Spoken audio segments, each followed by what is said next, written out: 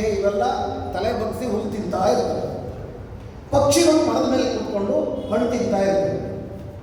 ಅವು ಹುಲಿ ಏನಾದರೂ ಬಂದರೆ, ಚಿರತೆ ಏನಾದರೂ ಬಂದರೆ ಕಿಟಾರನೆ ಕಿರುಚಿ ತಲೆ ಬಗ್ಗಿಸಿ ಹುಲ್ಲು ತಿಂತಿದ್ದಂಥ ಇಲಿಗಳಿಗೆ, ಮೊಲಗಳಿಗೆ, ಜಿಂಕೆಗಳಿಗೆ ಕಾಶನ್ ಕೊಡ್ತಿದ್ರು, ಎಚ್ಚರಿಕೆ.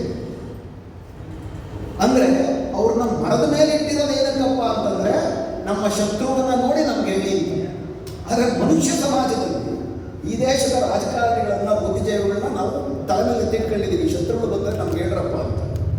ಈ ಜನ ಶತ್ರುಗಳ ಜೊತೆನೆ ಕೈ ಉಳಿಸ್ತಾರೆ. ಕನಿಷ್ಠ ಪಕ್ಷ ಪ್ರಾಣಿ ಸಂಕುಲದಲ್ಲಿ ಇರುವಂತಹ ಒಂದು ನೈತಿಕತೆಯನ್ನು ಕೂಡ ಈ ದೇಶದ ರಾಜಕಾರಣಿಗಳು, ಬುದ್ಧಿಜೀವಿಗಳು ತೋರದೇ ಇರೋದು ಅತ್ಯಂತ ದೊಡ್ಡ ಒಂದು ಸವಾಲು ನಮ್ಮ ಮುಂದೆ ಇರೋದು. ಯಾಕಂದರೆ ಸಾರ್ ಬಗ್ಗೆ, SIR ಬಗ್ಗೆ ಮಾತಾಡಿದಾಗ ಬಹಳಷ್ಟು ಜನ ಸಾರ್ ಅಂದರೆ ಗೌರವ ಸೂಚಕ ಪದ ಅಲ್ವ ಸರ್, ಸಾರ್ ಅಲ್ಲ, ಅದನ್ನು ವಿರೋಧಿಸಿದ್ರೆ ಹೆಂಗೆ? BJPನವ್ರು ಮಾಡಿದ್ದನ್ನೆಲ್ಲ ವಿರೋಧಿಸಬಾರ್ದು, ಸರಿಯಲ್ಲ ಇದು ಅಂತ ಬಿಟ್ಟು ಕೇಳ್ಕೊಳ್ತಾರೆ. ತಿಳುವಳಿಕೆ ಇದ್ದು ಹೇಳ್ತಾರೆ, ತಿಳುವಳಿಕೆ ಇಲ್ದಿರ ಹೇಳ್ತಾರೆ. ತಿಳುವಳಿಕೆ ಇಲ್ಲ ಅಂದರೆ ಈ ಥರ ಆತಂಕ ಸೃಷ್ಟಿಯಾದ ಮೇಲೆ ಅವರ ಜವಾಬ್ದಾರಿ ಅದನ್ನು ಅರ್ಥ ಮಾಡಿಕೊಳ್ಳೋದು. ಇದೂರ ತನಕ ಜವಾಬ್ದಾರಿಯನ್ನು ಈ ಆಡಳಿತಾರೂಢ ಪಕ್ಷ ನಮ್ಮ ಮೇಲೆ ಯುದ್ಧವನ್ನು ಮಾಡ್ತಾ ಇದೆ. ಅವರ ಉದ್ದೇಶವೇ ಉಳಿದ ಪಕ್ಷಗಳಾದರೂ ಕೂಡ ಇದರ ಬಗ್ಗೆ ಜನರಿಗೆ ತಿಳಿ ಹೇಳಿ ಇದನ್ನು ನಿಲ್ಲಿಸುವ ಪ್ರಯತ್ನವನ್ನು ಮಾಡಬೇಕಾಗಿತ್ತು. ಆದರೆ ವಿರೋಧ ಪಕ್ಷಗಳ ಬೇಜವಾಬ್ದಾರಿ ಎಷ್ಟು ಮಟ್ಟಿಗಿದೆ ಅಂತಂದರೆ, ನಮ್ಮ ಕರ್ನಾಟಕದ ಮುಖ್ಯಮಂತ್ರಿ ಸಿದ್ದರಾಮಯ್ಯವರು ನಾವು SIR ಬಗ್ಗೆ ರಾಜಕೀಯನೇ ಮಾಡಲ್ಲ ಅಂತ ಘೋಷಣೆ ಮಾಡಿ, ಅವರು ರಾಜಕೀಯ ಮಾಡ್ತಿದ್ದಾರೆ. SIRನ ಇಟ್ಕೊಂಡು ಫ್ಯಾಸಿಸ್ಟ್ ರಾಜಕೀಯ ಮಾಡ್ತಿದ್ದಾರೆ. ಈ ಫ್ಯಾಸಿಸ್ಟ್ ರಾಜಕೀಯವನ್ನು ಸೋಲಿಸಬೇಕು ಅಂದರೆ ಪ್ರಜಾತಂತ್ರದ ರಾಜಕೀಯ ಮಾಡಬೇಕು ವಿರೋಧ ಪಕ್ಷ, ನಾವು ರಾಜಕೀಯನೇ ಮಾಡಲ್ಲ ಅಂತ ಹೇಳ್ತಾರೆ. ಸೊ ಇಂಥ ಕಾಲಘಟ್ಟದಲ್ಲಿ ನಮಗೆ ನಾವೇ ಆಗಬೇಕು, ಜನರನ್ನು ಹಾಕಿಕೊಳ್ಳುವ ಅತ್ಯಂತ ಗಂಭೀರವಾದಂಥ ಸಂದರ್ಭದಲ್ಲಿದ್ದೀವಿ. ಆ ಅಪಾಯ ಏನು ಅಂತ ಅರ್ಥ ಆದರೆ ಪ್ರಾಯಶಃ ಮುಂದಿನ ಸಭೆಗಳನ್ನು ನಾವು ಮಾಡಿದಾಗ ದೊಡ್ಡ ದೊಡ್ಡ ಮೈದಾನಗಳಲ್ಲಿ ಮಾಡುವಂತಹ ನಿಟ್ಟಿನಲ್ಲಿ ಜನಗಳು ಬರುವಂಥದ್ದಾಗುತ್ತೆ. 20 ಜನ 10 ಜನ ಇದ್ದರೂ ಕೂಡ ನಾವು ಬೇಸರಿಸುವ ಅಗತ್ಯ ಇಲ್ಲ. ನಾವು ಇದನ್ನು ಅರ್ಥ ಮಾಡಿಕೊಂಡು ಲಕ್ಷ ಜನರಿಗೆ ಹೇಳುವ ಅಗತ್ಯ. ಮೊದಲನೇದು SIR ಅಂದರೆ ಏನು? Special intensive revision of voter list, ಮತಪಟ್ಟಿಗಳ ವಿಶೇಷ ತೀವ್ರ ಪರಿಷ್ಕರಣೆ. ಇದನ್ನು ಯಾರಾದರೂ ಯಾಕೆ ವಿರೋಧಿಸಬೇಕು? ನಮ್ಮ ದೇಶದಲ್ಲಿ ಮತಪಟ್ಟಿಗಳನ್ನು ಪರಿಷ್ಕರಣೆ ಮಾಡಿ ಎಲ್ಲರೂ ರಾಜಕೀಯವಾಗಿ ಸಮಾನರು ಅಂತೇಳಿ ಎಲ್ಲರೂ ಓಟಿನ ಹಕ್ಕನ್ನು ಕೊಡಲಾರೆ. ನಾವು ವಿರೋಧಿಸ್ತಿರೋದು ಎಲ್ಲರಿಗೂ ಓಟಿನ ಹಕ್ಕನ್ನು ಕೊಟ್ಟು ಅವರು ತಮ್ಮ ಓಟಿನ ಹಕ್ಕನ್ನು ಚಲಾಯಿಸುವುದಕ್ಕೆ ಪೂರಕವಾಗಿರುವ ವ್ಯವಸ್ಥೆಗಳನ್ನಲ್ಲ. ಯಾಕಂದರೆ ನಮಗೆ ಅದರ ಮಹತ್ವ ಎಲ್ಲರಿಗಿಂತ ಚೆನ್ನಾಗಿರುತ್ತೆ. ನಮ್ಮ ದೇಶದಲ್ಲಿ ಬ್ರಿಟಿಷರು ಬರೋಕ್ಕೆ ಮುಂಚೆ ಸಾಮ್ರಾಟರು ಆಳ್ತಿದ್ದಾಗ ರಾಜರು ರಾಣಿ ಹೊಟ್ಟೆ ಹುಟ್ಟಿದ್ರು ಅಂತ ಅಂಬೇಡ್ಕರ್ ಹೇಳ್ತಿದ್ರು. ಆ ರಾಣಿ ಹೊಟ್ಟೆಯಲ್ಲಿ ಹುಟ್ಟಿದ ಏಕೈಕ ಕಾರಣಕ್ಕೆ ಆ ರಾಜ ಲಂಪಟನಾದರೂ, ದುಷ್ಟನಾದರೂ, ಅನೈತಿಕವಾಗಿದ್ದರು, ಅನರ್ಹನಾಗಿದ್ದರು ಕೂಡ ಒಂದು ರಾಜನಾಗಿದ್ದರು. ಬ್ರಿಟಿಷರ ಕಾಲದಲ್ಲಿ ಮೊದಲ ಚುನಾವಣಾ ವ್ಯವಸ್ಥೆ ಬಂತು. 1937ರಲ್ಲಿ ನಮ್ಮ ದೇಶದಲ್ಲಿ ಮೊದಲನೇ ಚುನಾವಣೆ ಆಯಿತು. ಬ್ರಿಟಿಷರ ಸಾಮ್ರಾಜ್ಯಕ್ಕೆ ಒಳಪಟ್ಟು ಆಗ ನಮ್ಮ ದೇಶದಲ್ಲಿ ಯಾರು ಓಟ್ ಹಾಕಬೇಕು ಅಂತಂದರೆ, ಯಾರು ವಾಸ್ತುವಂತರೋ, ಯಾರು ಸುಶಿಕ್ಷಿತರೋ, ಯಾರು ಸ್ಥಾನಮಾನಗಳಿದೆಯೋ ಅವ್ರು ಮಾತ್ರ ಓಟ್ ಹಾಕಬೇಕು. ಉಳಿದವರಿಗೆ ಓಟ್ ಯಾಕೆ ಬೇಕು ಅಂತ ಕೇಳುವಂಥ ಸಂದರ್ಭ ಇತ್ತು. ಮಹಿಳೆಯರಿಗೆ ಯಾಕೆ ಓಟ್ ಹಾಕಬೇಕು? ಮೊಣಕಾಲು ಕೆಳಗೆ ಅವ್ರ ಬುದ್ಧಿ. ಕೂಲಿಕಾರರಿಗೆ ಯಾಕೆ ಓಟ್ ಬೇಕು? ಅವ್ರಿಗೆಲ್ಲ ಏನು ಗೊತ್ತಾಗುತ್ತೆ? ಯಾರು ಆಸ್ತಿ ಇದೆ, ಯಾರಿಗೆ ಶಿಕ್ಷಣ ಇದೆ, ಅವ್ರ ವಿವೇಕ ಇದೆ. ಕೂಲಿಕಾರರಿಗೆ ರೈತರ ವಿವೇಕವೇ ಇಲ್ಲ ಅಂತ. ಅದಕ್ಕೆ ಕಾಂಗ್ರೆಸ್ ಅಂದ್ರೆ ಹಿಂದೂ ಮಹಾಸಭಾ ಕಾಂಗ್ರೆಸ್ಸಲ್ಲೇ ಇತ್ತು. ಅವರು ಕೂಡ ಬಹಳಷ್ಟು ಜನ ಓಟು ಎಲ್ಲರಿಗೂ ಕೂಡದು, ಸ್ಥಿತಿವಂತರಿಗೂ ಮಾತ್ರ ಓಟ್ ಇರಬೇಕು ಅಂತ ಹೇಳಿದ್ರು. ಆ ಕಾಲಘಟ್ಟದಲ್ಲಿ ನಮ್ಮ ಸ್ವಾತಂತ್ರ್ಯ ಹೋರಾಟದ ಭಾಗವಾಗಿ ಸ್ವಾತಂತ್ರ್ಯ ಅಂದರೆ ಬರೀ ಬ್ರಿಟಿಷರನ್ನ ಓಡಿಸೋದಲ್ಲ. ಸ್ವಾತಂತ್ರ್ಯ ಅಂತಂದರೆ ಎಲ್ಲ ಬಗೆಯ ಗುಲಾಮಗಿರಿಯಿಂದ ಸ್ವಾತಂತ್ರ್ಯ.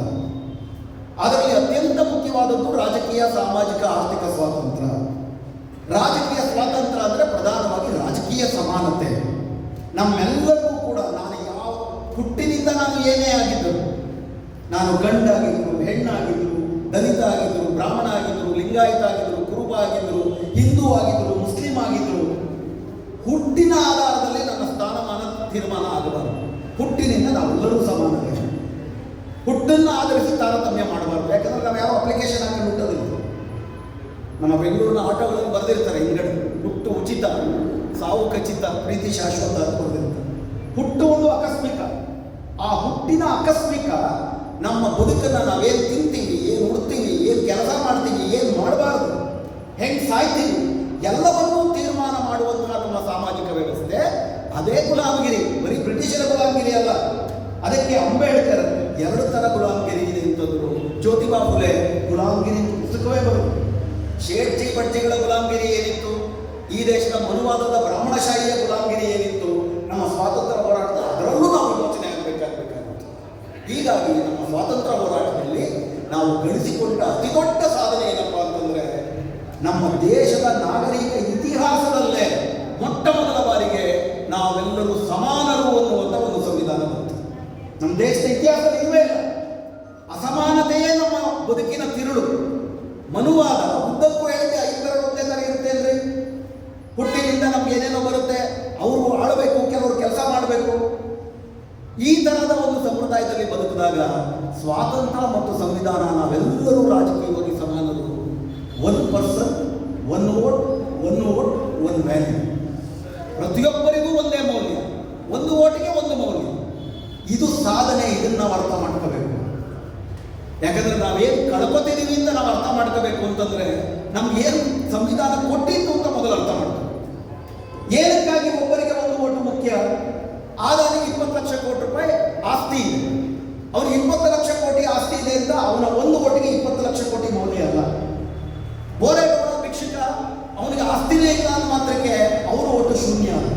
ಆದಾನಿಗೂ ಒಂದೇ ಓಟು 1 ಮೌಲ್ಯ, ನಮಗೂ ಒಂದೇ ಓಟು 1 ಮೌಲ್ಯ. ಇದರಲ್ಲಿ ಇದ್ದ ತಾತ್ಪರ್ಯ ಏನಪ್ಪಾ ಅಂತಂದ್ರೆ, ಪ್ರಜಾತಂತ್ರದಲ್ಲಿ ಬಹುಸಂಖ್ಯಾತರು ಓಟು ಹಾಕುತ್ತಾರೆ, ಬಹುಸಂಖ್ಯಾತರು ಮಾನ್ಯರಾದವರು ಅಧಿಕಾರಕ್ಕೆ ಬರ್ತಾರೆ. ಅಂಬೇಡ್ಕರ್ ಅಂತವರ ಕಲ್ಪನೆ ಏನಿತ್ತು, ಈ ದೇಶದಲ್ಲಿ ಬಹುಸಂಖ್ಯಾತರು ಬಡವರು, ಎಲ್ಲ ಬಡವರಿಗೂ ಒಂದೇ ಓಟು ಅಂತಿದ್ರೆ, ಎಲ್ಲ ಓಟಿಗೂ ಒಂದೇ ಮೌಲ್ಯ ಅಂತಿದ್ರೆ, ಸಹಜವಾಗಿ ಬಹುಸಂಖ್ಯಾತರು ಬಡವರಾದಾಗ ಬಡವರ ರಾಜ್ಯ ಬರುತ್ತೆ. ಇದು ಪ್ರಜಾತಂತ್ರದ ತಾತ್ಪರ್ಯ. ಒಬ್ಬರಿಗೆ ಒಂದೇ ಓಟು ಕೊಡುವಂತಹ ಒಂದು ಶಕ್ತಿ.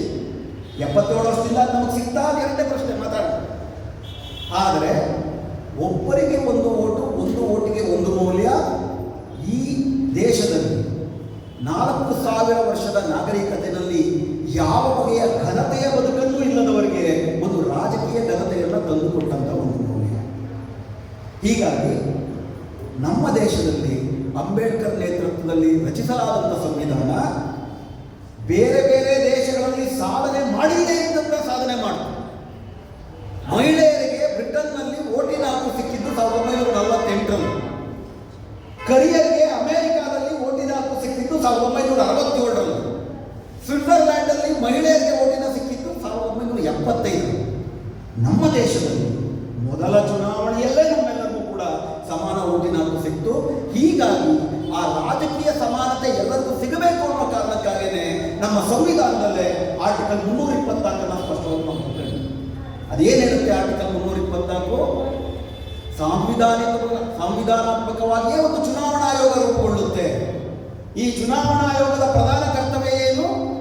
ಆಗ ಈ ದೇಶದಲ್ಲಿ 21 ವರ್ಷ ತುಂಬಿದ ಪ್ರತಿಯೊಬ್ಬರಿಗೂ ಕೂಡ ಓಟಿನ ಹಕ್ಕನ್ನು ಕೊಡುವುದು, ಅವರನ್ನು ಮತಪಟ್ಟಿಯಲ್ಲಿ ದಾಖಲಿಸಿಕೊಳ್ಳುವುದು, ಅವರಿಗೆ ಹಕ್ಕನ್ನು ಕೊಟ್ಟು ಬರುವುದು ಚುನಾವಣಾ ಆಯೋಗದ ಕರ್ತವ್ಯ.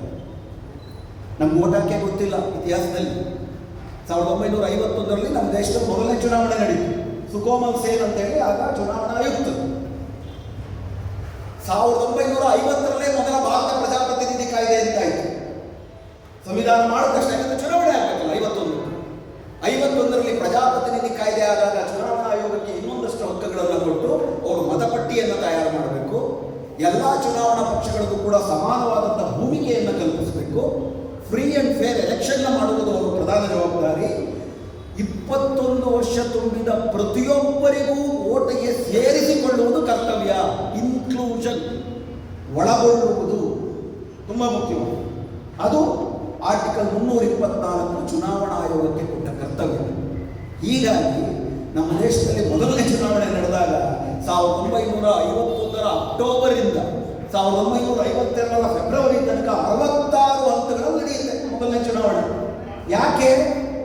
ಮತಪಟ್ಟಿಗೆಗಳು ತಗೊಂಡು ಹೋಗ್ಬೇಕು, ಕಾಡು ಮೇಡುಗಳು ಹೋಗ್ಬೇಕು, ಮರಳಗಾಡಲ್ಲಿ ಹೋಗ್ಬೇಕು. ಹಾಗೇನು ಫೋನ್ ಇಲ್ಲ, ರೋಡ್ ಇಲ್ಲ, ಸೊ ಹೀಗಾಗಿ ಅಲ್ಲಿ ಹೋಗಿ ಅವರೆಲ್ಲರಿಗೂ ಕೂಡ ಓಟು ಕೊಡುವ ಜವಾಬ್ದಾರಿ 1950 ಪ್ರಜಾಪ್ರತಿನಿಧಿ ಕಾಯ್ದೆ ಹಾಗೂ ನಮ್ಮ ಸಂವಿಧಾನದ ಆರ್ಟಿಕಲ್ 324 ಚುನಾವಣಾ ಆಯೋಗಕ್ಕೆ ಆ ಜವಾಬ್ದಾರಿ ವಹಿಸಿತು. ಸೊ ಚುನಾವಣಾ ಆಯೋಗ ಏನು ಮಾಡಬೇಕು? ಚುನಾವಣಾ ಆಯೋಗ ನಮ್ಮ ಸಂವಿಧಾನ ಈ ದೇಶದ ಜನರಿಗೆ ಕೊಟ್ಟಂತ ರಾಜಕೀಯ ಸಮಾನತೆಯನ್ನ ಕಾರ್ಯಗತಗೊಳಿಸುವ, ಈ ದೇಶದ ಎಲ್ಲರನ್ನೂ ಕೂಡ ಒಳಗೊಳ್ಳುವ ಪ್ರಧಾನ ಕರ್ತವ್ಯವನ್ನ ಅದು ಹೊಂದಿತ್ತು.